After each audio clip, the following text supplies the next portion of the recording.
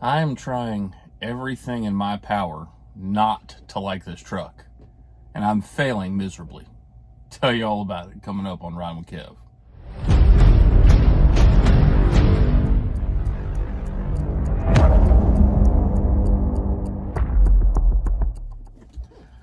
What's going on, y'all? It has been an eventful little bit, in a good way, I'll tell you. But so I'll do a quick update on what's going on, and then I'm going to do a little segment in the back end of this video, just kind of comparing the orientation for a smaller company like the one I work for versus a larger company. But like I said when I came here, that I'm waiting on a brand new truck to come in. So they put me in this loaner, and it has everything I like, except that it's an international.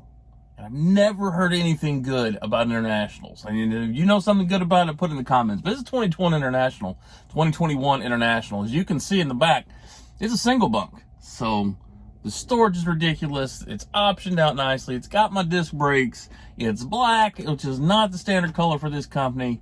I got my CB. It came with a microwave. It got the refrigerator. It came with a TV. Trying not to like this truck because I really want my 2022 Mac, but I've seen the 2022 Macs they get, and other than being brand new and looking awesome, they've got plenty of options, don't get me wrong, but they're not optioned out like this thing. So we'll see where this road leads us. But we're on our first load, which actually turned out to be an adventure. I don't know if you remember what I said in the last video, but I finished orientation with this company on Wednesday of last week. And then Chicago got 10 to 12 inches of snow. And I said, you know what? New company, new truck, new everything. I'm not going to push it. I was prepared when I came here. Thursday was a better day, but I said, no, we'll give it one more day. We'll get out of here on Friday. We'll get our weekend load. And so I got my weekend load, and it was 13 miles from the terminal. But I had to go to the pilot to get some seals. This company, for whatever reason, they were not this company, but the broker I was working with, you needed to have your own padlock and your own seal. I had the padlock from Prime. I had to go pick up some seals. I got the pilot, got my seals, got out to my truck, load canceled. You just got jammed. It's like, hey, your first load's always going to be something, right? Because, I mean, I had my truck trailer pre-tripped, and it took me 10 minutes, just like when I was at Cook. I told you. I said a prayer. I had to calm myself down. I wasn't nervous, but, you know, again, I want to make a good impression. It's snow all over the place. I'm in a busy town that I've never been to, in a truck I've never driven.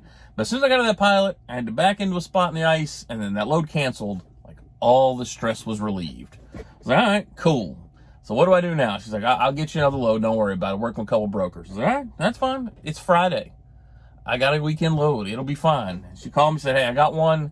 Load down to so-and-so in north of Chicago, somewhere in Illinois, going down to Mississippi. We agreed on the rate. Said, cool. But you remember, I'm not forced dispatch. I tell them where I want to go and that kind of thing. And so I just told her, like, I got the truck. I just want the best load available. And that Georgia load canceled. And so I had that load. It was going down to Mississippi, and it was a good load. I agreed. But they have to get permission from you, and then they have to book it. Well, in that time, calls the agent to book, and they'd already booked it with somebody else. 0 for 2. So she goes, all right, hold on, I'm working with him. She goes, but he has another load that he hasn't booked yet. Loading out of Wisconsin, going to the same place in Mississippi. It actually pays a little bit more. It's only an extra 30 miles. So I was like, hey, I got $150 for the truck order not used on that last one. Let's rock it out. So I loaded it Friday afternoon at 2 o'clock. And Saturday night at 6 o'clock, I was in Mississippi. It's amazing what you can do in an ungoverned truck when you don't take a whole lot of breaks. So I'm here. I'm in Mississippi. I'm 4 miles from where I deliver. And, oh, she called me Friday on my way down, and I already got my next load. I'm going to drop this in Bum Screw, Mississippi, go to Picayune, Mississippi, and I'm going back to Green Bay, Wisconsin. Great paying loads. It's working out. So that's where we're at. We're waiting for tomorrow. We're going to go drop this load. It's going to, it's dry goods, only 10,000 pounds. And so hopefully, the place doesn't have great Google reviews, but hopefully we'll get it dropped pretty early on Monday. Picayune, open appointment. See, I did some research before I came to this company. I'll touch on that real quick when I talk about doing your research.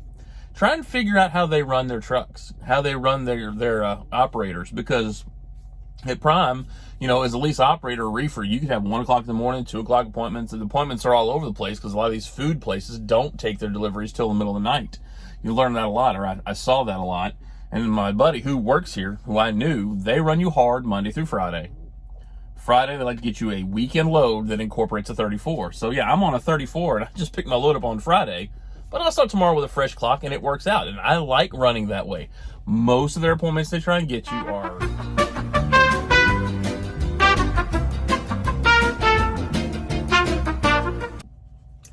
Back from our technical difficulties, but I think I'd beat that dead horse. Just this company runs the way I like to run. That's why I'm already on a 34. Loads are good. It's nice having a choice. That's all great. I did want to talk about a couple things about small company versus mega carrier as far as just kind of orientation and starting out. Starting out with a small company is definitely not for the faint of heart.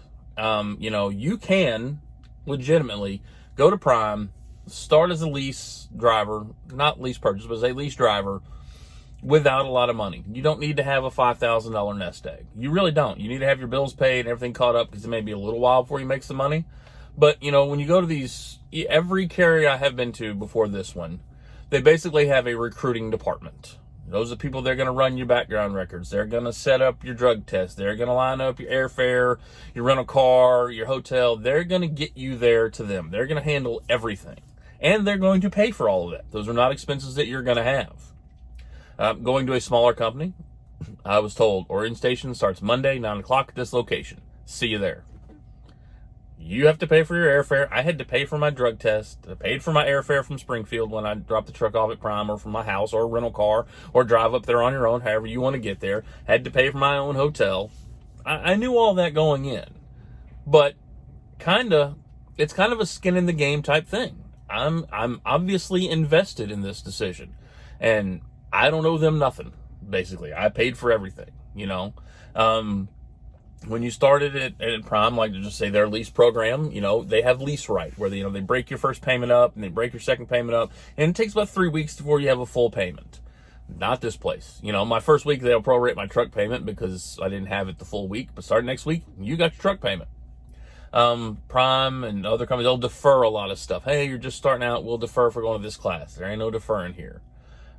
Truck registration, let's say, it's $2,000 on all vehicles. I mean, you can look at Prime, you can look at that, and here, but Prime does it over 52 weeks.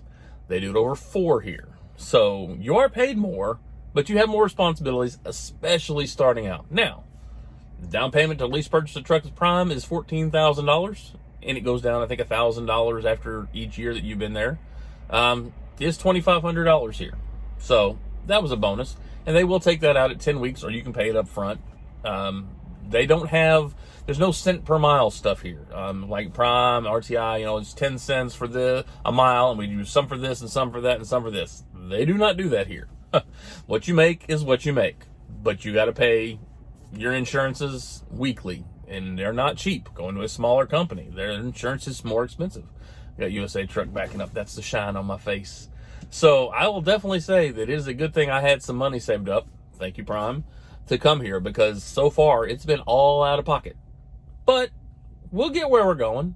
Things will go fine. Like I said, I have 2 loads and done, $6,700 to the truck on 2 loads. And I get paid more than I got paid at Prime. And I don't have reefer fuel.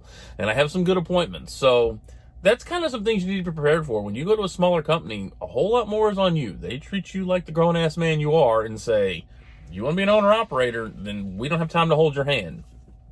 And I'll touch on that comment as well. That's why I have not given you all the name of the company that I'm at. It's not some big secret. It's not some... They asked me not to.